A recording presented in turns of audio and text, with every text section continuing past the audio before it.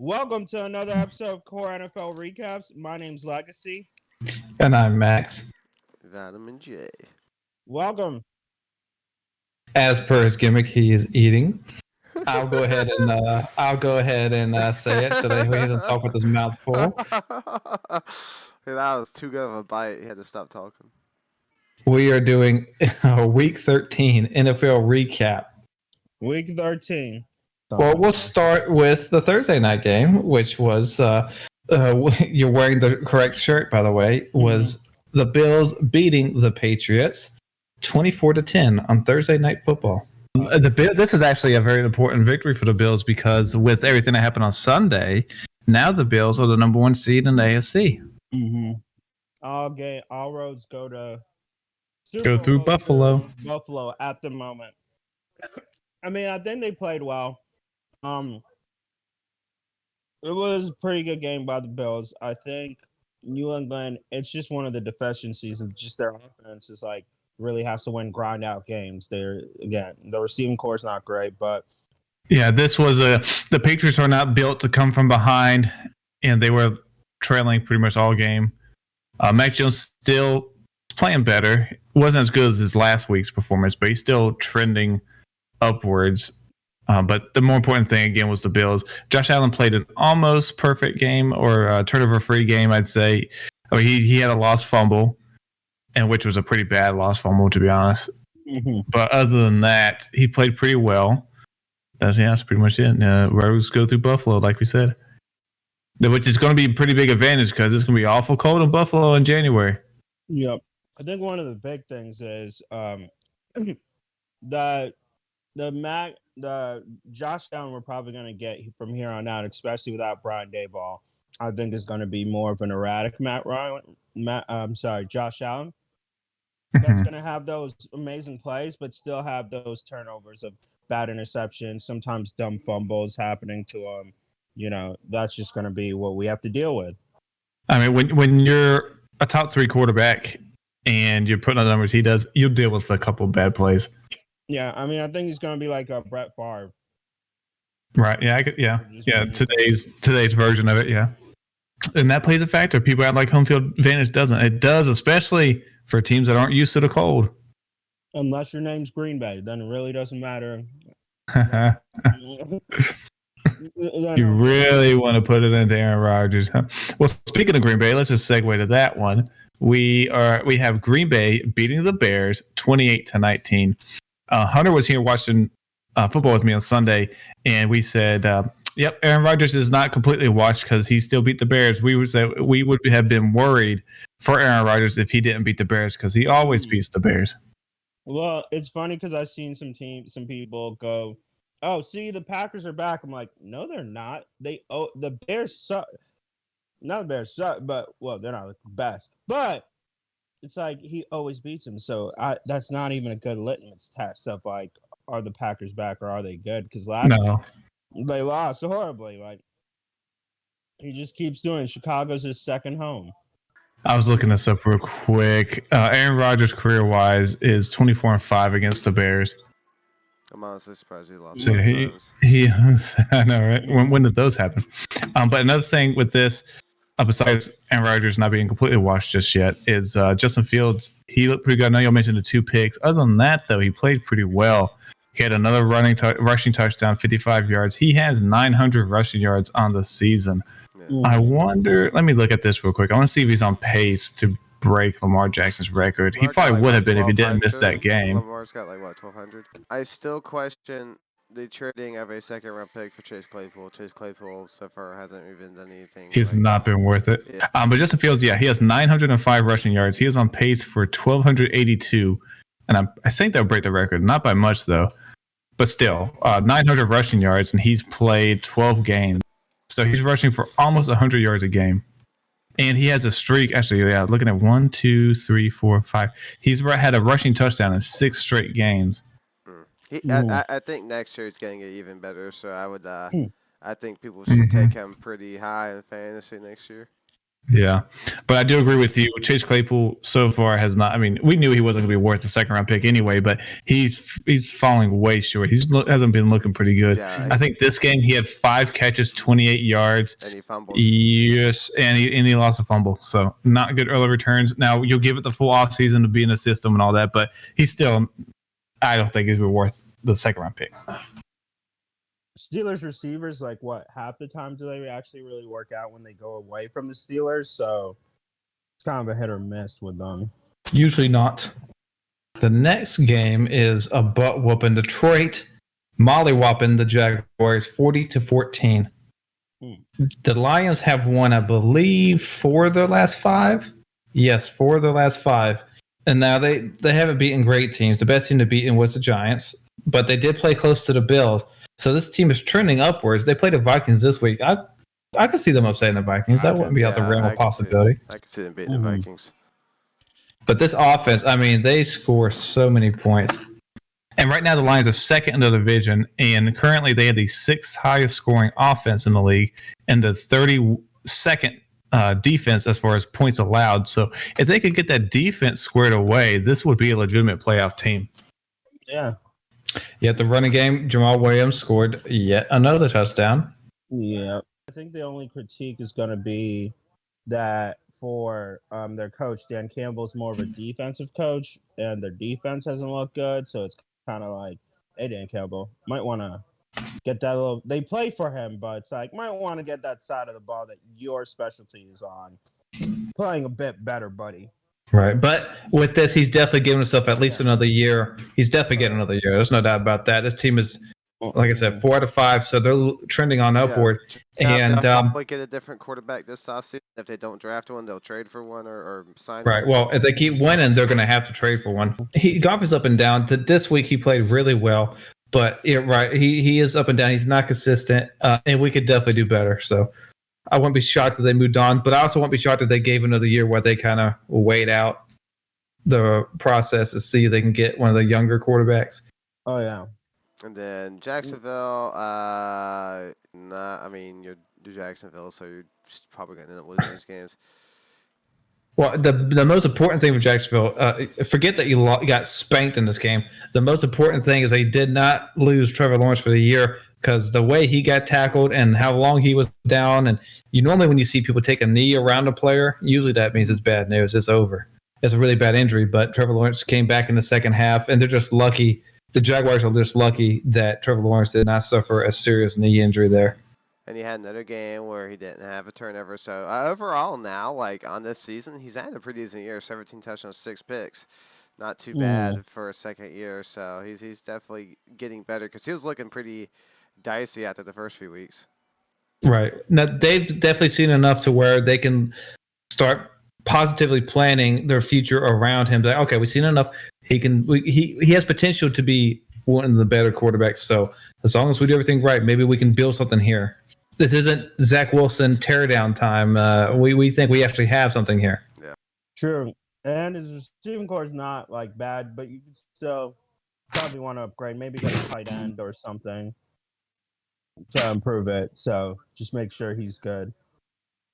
But we'll move off for that for now, and we'll go to the Vikings beating the Jets 27-22.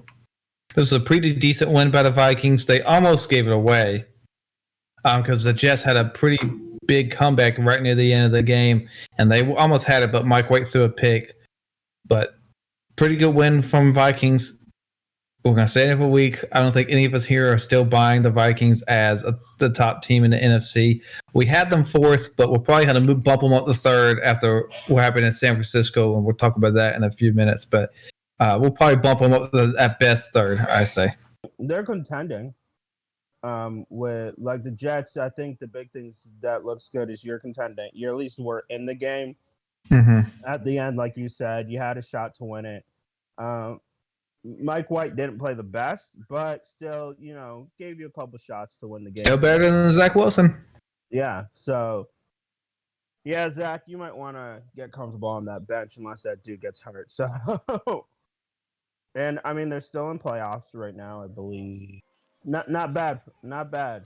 Mike White, I mean, yeah, he had 2 picks, but I don't know. I mean, obviously, I mean, like Mike White's still the way to go here. I you- don't like, know if Zach Wilson gets you 369 yards in 3 games. Yeah, let's go on to the next game. The next game we got here is the New York Giants tying the Washington Commanders 20 Didn't to 20. lose. Didn't lose. Not lose. By the virtue of the tie, they are still ahead of Washington. Washington drove down to get that touchdown. Yeah, the Giants they let that they had it right Giants- there, the fourth Giants down, had it. and they let Heineke get that conversion. Daniel Jones could only do Yes. so much. He got him to the yards. He just, Oh. just couldn't convert. I think again for them, like they play the Commanders again, but I think they have that gives them 7 wins. I think they have besides the Commanders, they have like a couple game, like 2 game. I think a couple of the teams are like 5 wins that are underneath them, so they got a nice, all right cushion on some teams.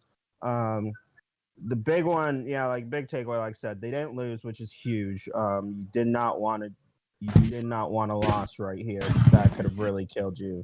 And hopefully that tie won't be the worst.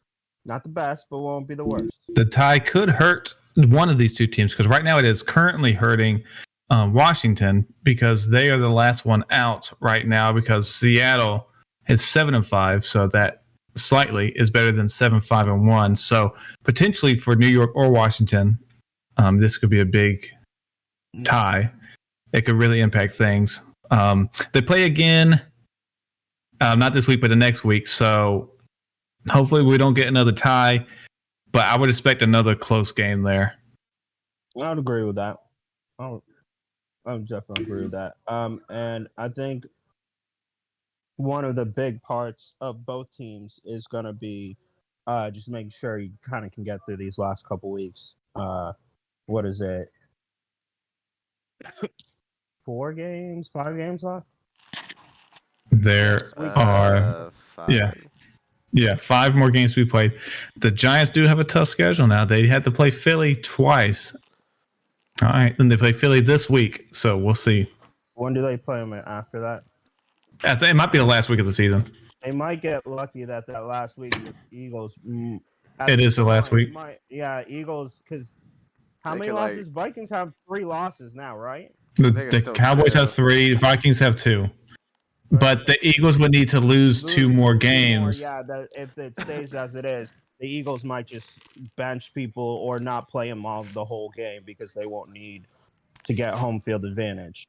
Mm-hmm. Especially if the Vikings lose again. If the Vikings lose again, that would almost seal it because then the Eagles, if they don't lose, they would need to lose 3 more games. So yeah, so they're going to be – they might get lucky of don't have to play that hard. Not Right. play that hard or don't have to play Eagles' top-notch team. So we'll see what happens with the Giants. If they fall out of the playoffs after you've been bragging about them for weeks on this show, me and Hunter gonna let you hear it now. You better hope they don't fall out the playoff race. Full confidence in Daniel Jones.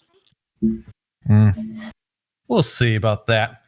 So let's move on to someone that you should not have any confidence in, and that would be Russell Wilson and the Broncos losing to the Baltimore Ravens 10-9. They lost to the Ravens, even though Lamar Jackson did not play the majority of this game. And the defense for the Broncos had yet another amazing performance. And Russell Wilson responded to that great defensive performance by putting up a miserable 9 points. Apparently, what was it? Russell Wilson threw. There were no interceptions. There were no turnovers from the Broncos. Right. And also, what was it?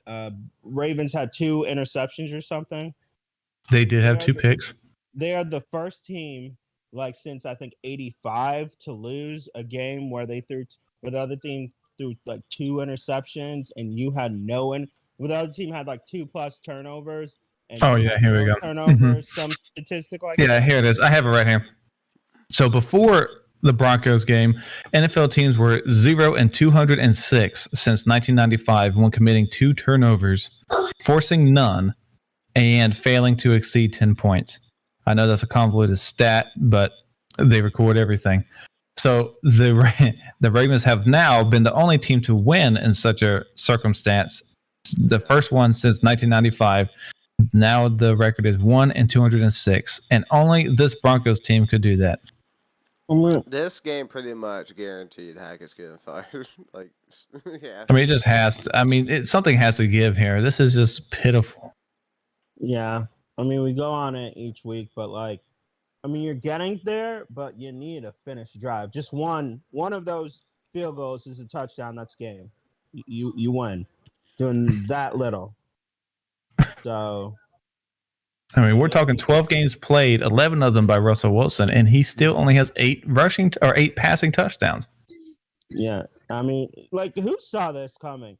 But their offense has just been so putrid that it's like, who saw this offense being this bad? No, I thought Russell Wilson. I thought he was going to be cooking. Let Russ cook. I was a fool. Glad I didn't bet on it. That would have been embarrassing, especially picking them to win the division. That would have been embarrassing, wouldn't it? I had them winning 12 games, I think. So, we'll move on from that. Hashtag fire Hackett. We'll move on to the Browns beating the Houston Texans 27-14. Now, with that sort of score, you would think Deshaun Watson had a good game with his first game back and against his former team. The scenario was, the stage was set for him to have a good performance, but he stunk up the joint. I actually watched a fair amount of this game, and his throws were terrible. I guess it should make sense as this is his first start, and I think they said over 700 days. But still, I expected more than this against Houston, of all people. If this was against anybody else, I think I would have been like, okay. But Houston, I mean, Houston might have been a little more motivated. They were. We've seen revenge games all season long. Haven't really gone the way you think they would have gotten. Right. He at least won his. Not that he did anything to do it. They had a punt return and then 2 defensive touchdowns. So really, all special teams and defense on this one. But a win's a win for Houston. You made life miserable for Deshaun Watson, so you're happy about that. And you lost the game. You're happy about that. And you get the pick from the Browns. So. The only thing you're not happy about is that the pick from the Browns got slightly worse because they won. But you kept your first pick. Yes. And you have that first pick almost locked up. You got to lose like 2 or 3 more games. Or sorry, you would have to win 2 or 3 more games to not have the number 1 pick. And no one sees that happening. Yeah, that's pretty much all to say about that game. Yeah. I mean, let's move on to the man who simply will not write back. Led a game-winning drive.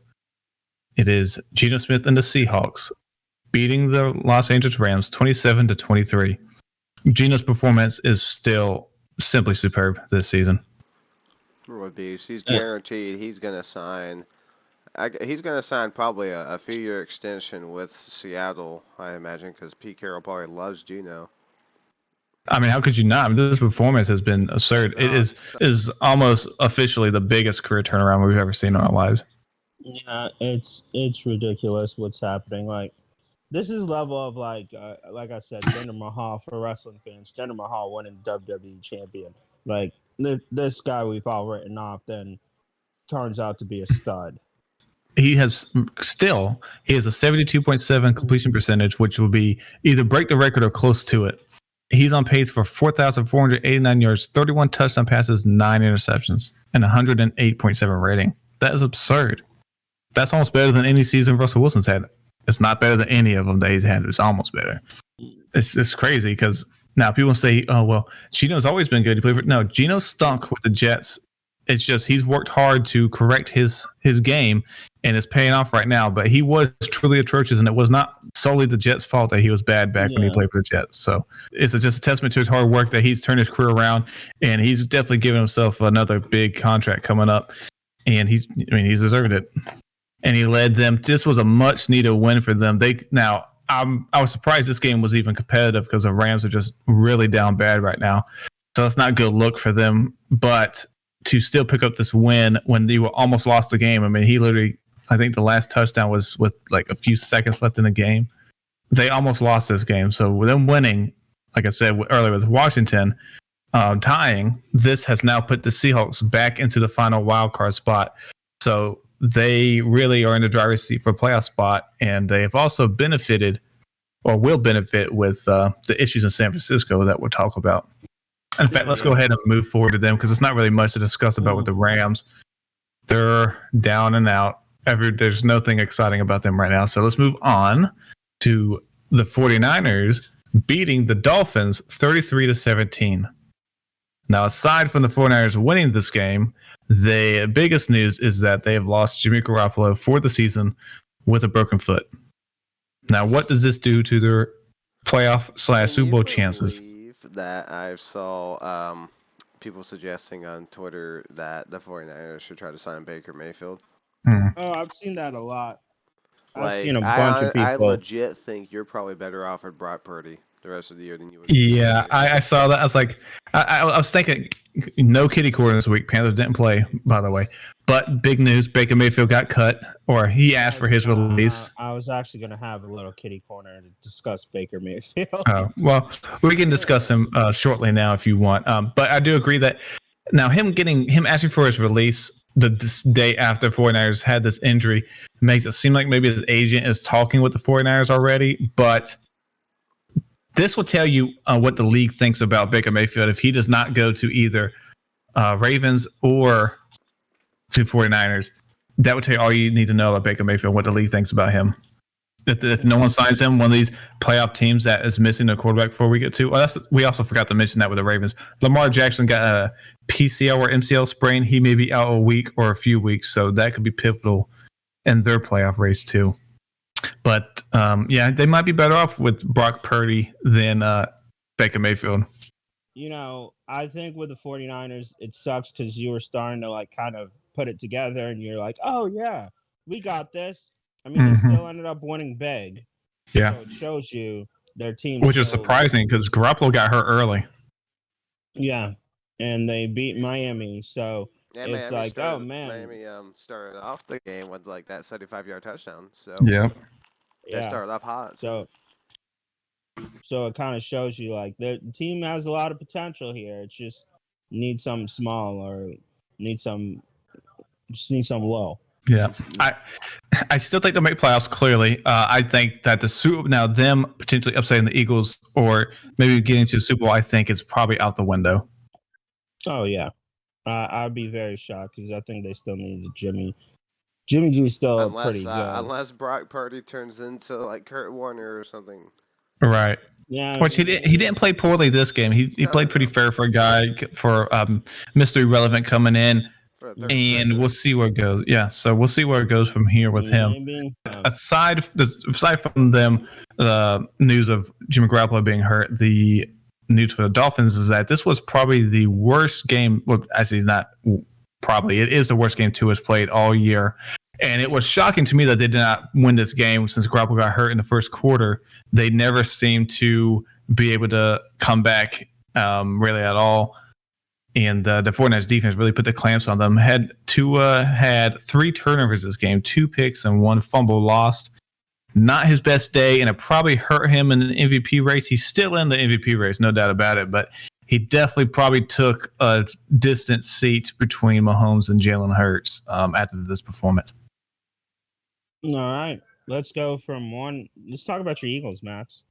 Oh, them. Did they do something this week? Since we're talking about MVPs. You want to talk MVP? I mean, Jalen Hurts, he did it last week with his legs. This week he said, okay, I did it with my legs. This week I'm going to show you how this arm works. 29 for 39, 380 yards, 3 touchdowns, no picks. Also, he had another rushing touchdown.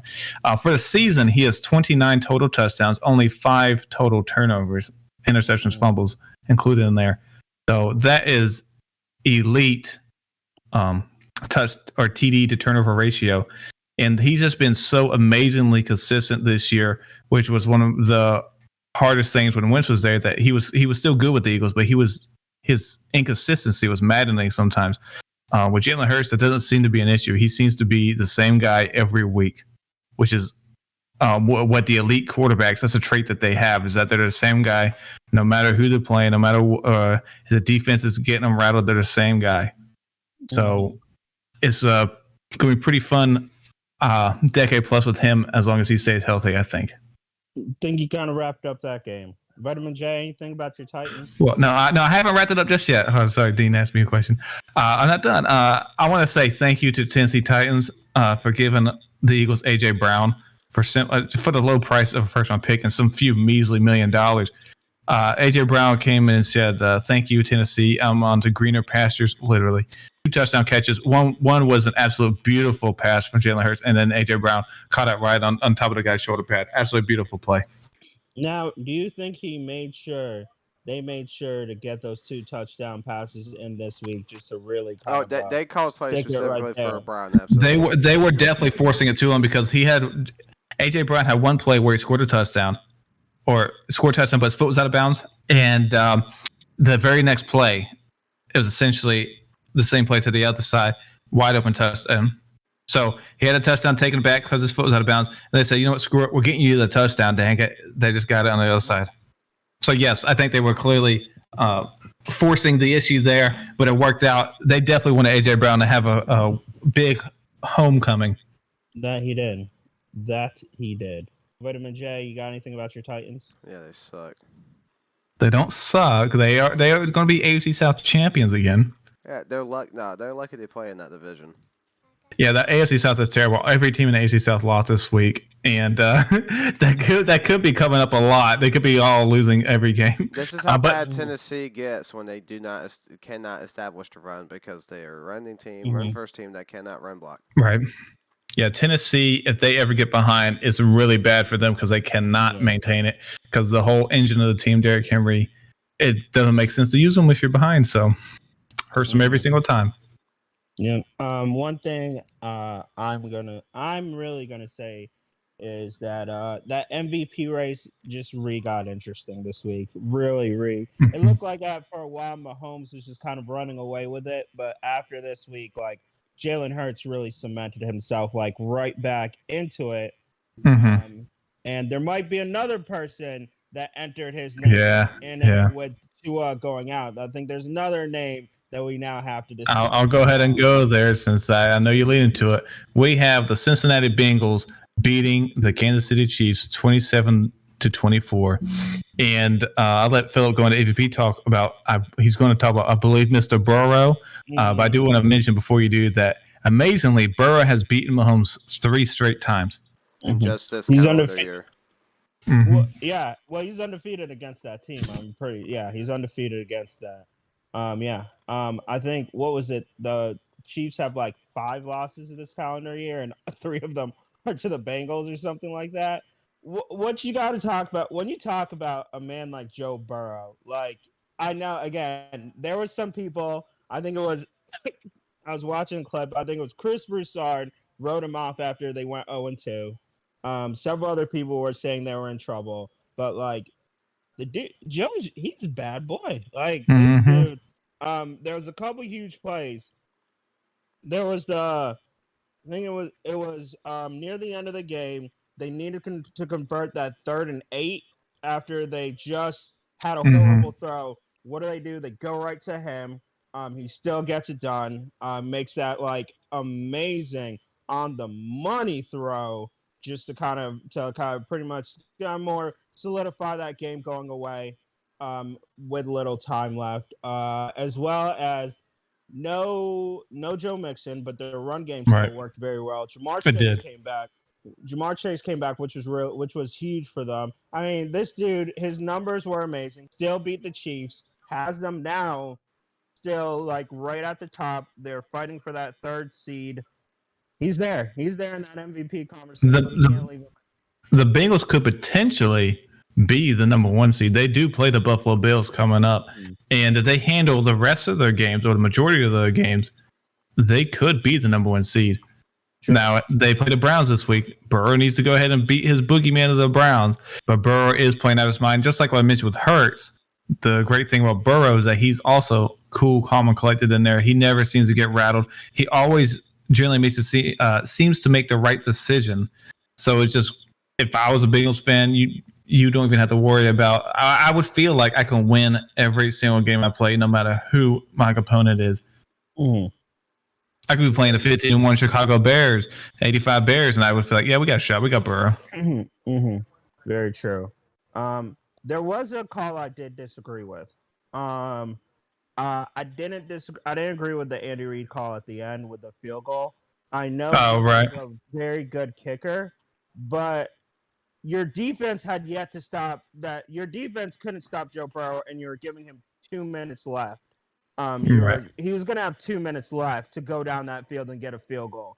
I felt I would have just put it in Mahomes' hands. I know you want to say, oh, that means you don't trust your defense. I'm sorry. What did his defense do all game to prove they can stop? Because really it was Cincinnati stopped themselves, not that defense stopped them at all.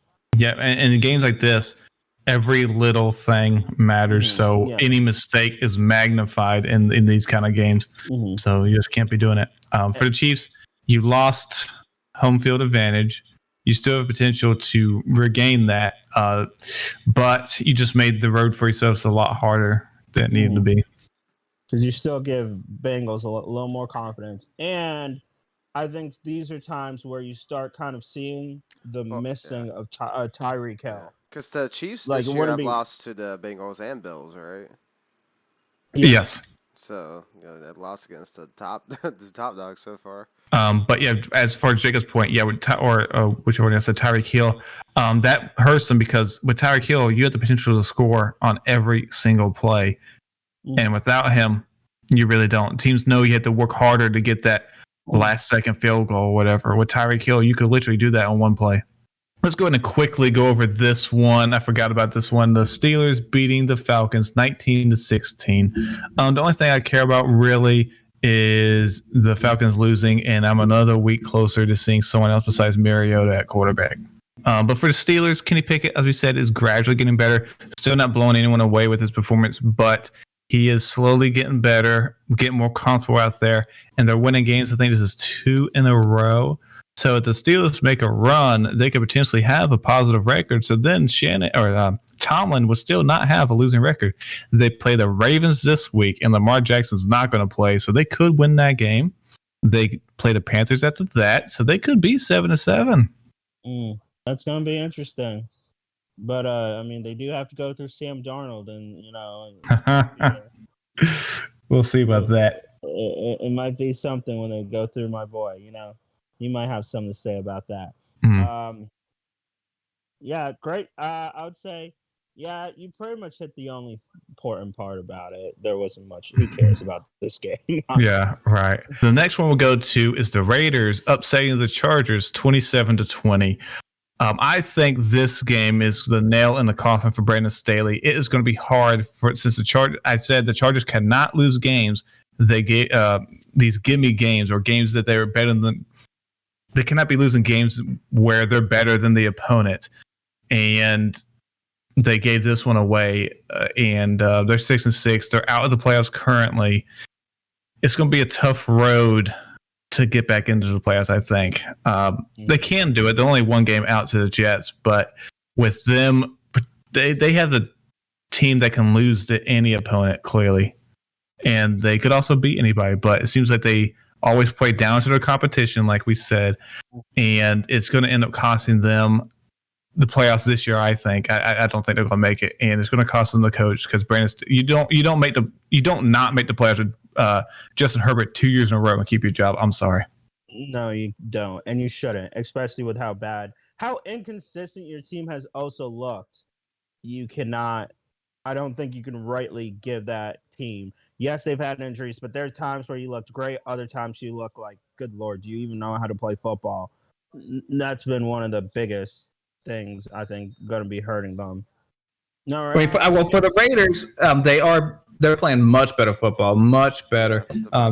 We mentioned that Josh McDaniel may have been on the hot seat. He's no longer on the hot seat. He's definitely trending upward. The offense is looking great. Devontae Adams, sensational. Best receiver in the league, I think. Even better than Tyreek. He's just more complete. He seems to. He shouldn't be able to do the things he does with his route running. Like you always ask, how did he get open? And then you see the replay, like, oh, he crossed that dude up. Okay, I see. Even double teams with his route running, he beats them. Yeah, I like to say there's like with those three, like Jamar Chase, Jefferson, and Adams, they just get the ball. And it doesn't matter what you do. They get the ball. Where he's different is I think those others will like catch it in triple coverage and double coverage. He just will be open. He'll get out of it somehow. So the last game we'll talk about, because we're doing this on Monday, we won't be able to talk about the Monday night game too much, but we got the Cowboys destroying the Colts 54-19. Really, the Colts? I know you said it, but Matt Ryan, I was told he was so good. The Colts allowed a NFL record, not just this year, not just since this certain time, ever. Most points in a third quarter, and most points in a fourth quarter allowed. 33 points in the fourth quarter. Wow. Yeah. And the you got to remember that game was like a 4-point game. It was a 2-point game. It was a 2-point game with 3:30 left in the third quarter. Yeah, and like that, and I didn't see most of the first half, but that beat down at the end, I saw that, and it was like, good Lord. That defense just brought it to them. Like, it wasn't even just the offense. That defense destroyed the Colts. And, they're kind of in the same conundrum, I feel, of the Tennessee, but just worse of like, if they can't get their run game going, it's really like, what, you're scared of Matt Ryan's arm? Hell no. He's absolutely cooked. I love seeing Jim Irsay because I can't stand Jim Irsay. Just seeing him absolutely defeated because this is his fault. Like last year they didn't make the playoffs, but he essentially destroyed that team for this one. And so with his ego, he was thinking the whole offseason, this team is going to be better than last year. I got it. I nailed it. I'm a genius. And it's been an unmitigated disaster. They weren't having as many turnovers as Carson Wentz. Carson Wentz had, 7 interceptions? Yeah, I think total he had 12 or so turnovers for the whole year, which Matt Ryan, even with less games played, he missed, 2 or 3 starts? He has 17 turnovers. Yeah, they're like with the Cowboys, there was a couple times they started the Cowboys with on the 30 or the 40. I can't blame a defense. I can only blame a defense. They didn't play well, but the offense didn't help them in giving because Matt Ryan had some horrible interceptions. I was gonna say, well, how about that Jeff Saturday running the table there, Phil? How's that going? Yeah. Oh yeah. When people were saying that, I was like, wow, come on. Wait, guys, come on. This is the NFL. You cannot just be a coach who's never coached in the NFL and show up halfway through the season and just run the table. Expect to run the table. No. And your highest level of coaching is high school. Come on. It's a little different of a game. I saw an article today that says the Colts in the offseason should target Jim Harbaugh. I'm like, why would Jim Harbaugh want to come to your shitty organization? Well, also, Jim Harbaugh is very strict about how he wants things to run. He is not going to Irsay and who's going to overtake him. He's going to need if he was going to anybody, it's an owner that's going to give him control because that's one thing they said was an issue at the 49ers at the end. So other than that, we have the Saints beating the Buccaneers 7-3, and it's almost halftime. Another disappointing performance from the Buccaneers. We'll see if they pull it out. If they lose this game, this division is going to have a winner that has 6 or 7 wins. I'm telling you, 7 wins was going to give you enough wins. Mm-hmm. Yeah, it's sad that the Panthers still have a chance to win the division.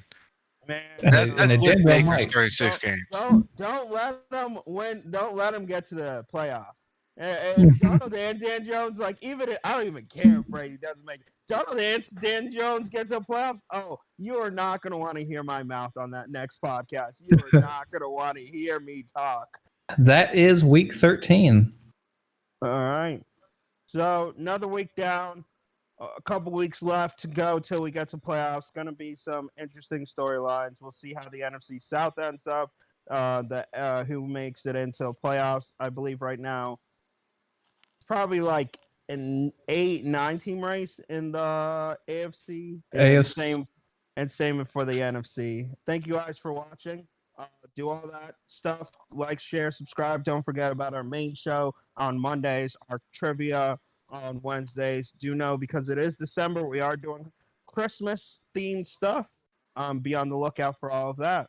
And my name's Legacy. And I'm Max. I'm Bobby. I'm Jay.